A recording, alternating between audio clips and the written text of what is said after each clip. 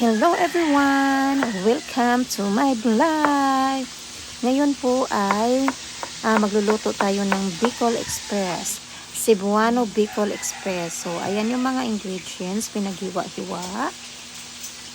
Yung sayuti, yung sili, sibuyas bombay, at saka iba pa.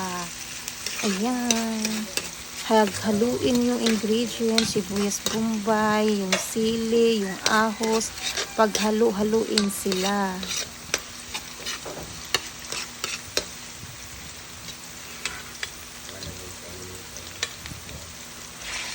Tapos, ayan na, nilagay na yung baboy niya. Ayan yung ang bida niya. Ang bida dyan is yung baboy. O, diba?